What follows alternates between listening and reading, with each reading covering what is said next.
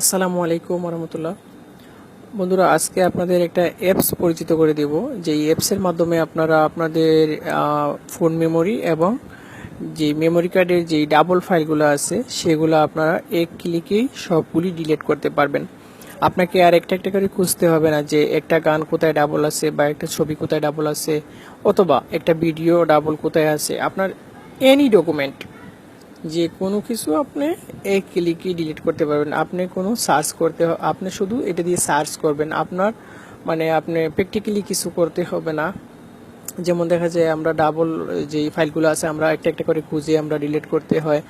তো বন্ধুরা, এই দিন চলে গেছে, এখন সফটওয়্যারই সব কিছু করে দিবে আপনার, শুধু আপনি সফটওয়্যারটা ইনস্টল করলেই চলবে। তো প্রথমে আমরা সফটওয়্যারটা ইনস্টল করব। আমরা চলে যাব প্লে স্টোরে। তো প্লে স্টোরে গিয়ে আমরা এই জায়গার মধ্যে আমরা লিখবো যে ডুপ্লিকেট ফাইল পিকচার। তো এটা লিখে আমরা এই সফটওয়্যারটা বন্ধুরা আপনারা দেখতেই পাচ্ছেন, এই লোগোটা আপনারা দেখবেন যে এই সফটওয়্যারটা, এই লোগোটা দেখে রাখুন, এই লোগোটা।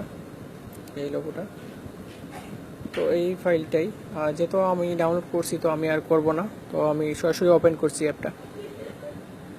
তো অ্যাপটা ওপেন করবেন, অ্যাপটা ওপেন করার পর এরকম আসবে। এরকম আসলে আপনি যদি চান যে শুধু অডিও, যদি অডিও ফাইলটা সার্চ করে আপনি ডাবল ফাইল ডিলিট করবেন, তাহলে এই জায়গা থেকে শুধু অডিওটারে মার্ক করবেন।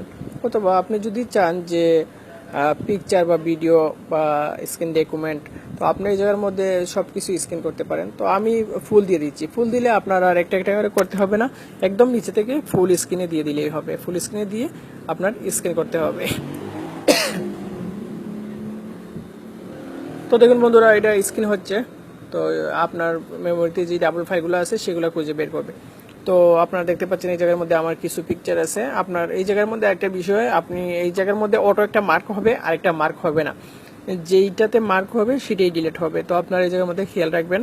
তো আপনার কোনো পিকচার ওরা মানে অযথাই ডিলিট করবে না। যদি ডাবল থাকে তাহলে, যেমন 5টা থাকলে 4টি মার্ক হবে, একটা আনমার্ক থাকবে। তো ওই রকম সব কিছুই আপনার ডিলিট হয়ে যাবে। দেখুন আমার এই জায়গার মধ্যে 2-4টা পিকচার, এগুলো আমি আমি মানে আপনাদের দেখানোর জন্য আমি কপি করছিলাম। তো এইগুলাই বন্ধুরা। তো বন্ধুরা, আপনারা চাইলে এগুলা একদম নিচে ডান পাশে আপনারা চাইলে এগুলা ব্যাকআপ করতে পারেন, অথবা আপনি একদম নিচে থেকে ডান পাশে ডিলিট না হয়ে দিয়ে ডিলিট করতে পারেন। এই জায়গার মধ্যে দেখতে পাচ্ছেন আপনারা 31টা ফাইল শো করছে, 21 এমবি, 21.7 তো এমবি সাইজটা। তো এটা আপনারা চাইলে ডিলিট করে দিতে পারেন, এটাই হচ্ছে আপনার কাজ। তো আমি এই জায়গা থেকে ডিলিট করে দিচ্ছি।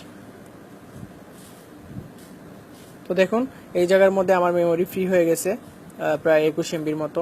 তো এরকম চাইলে বন্ধুরা আপনারা অডিও, ভিডিও, ইমেজ যে কোনো কিছু আপনারা করে দিতে পারেন। তো বন্ধুরা, আজকে ছিল টিপস এইটাই। আপনারা আশা করি আপনাদের ভালো লাগবে এই টিপসটা। তো যদি ভালো লাগে বন্ধুরা, দেখার পর শেয়ার করবেন, ভিডিওটা শেয়ার করবেন।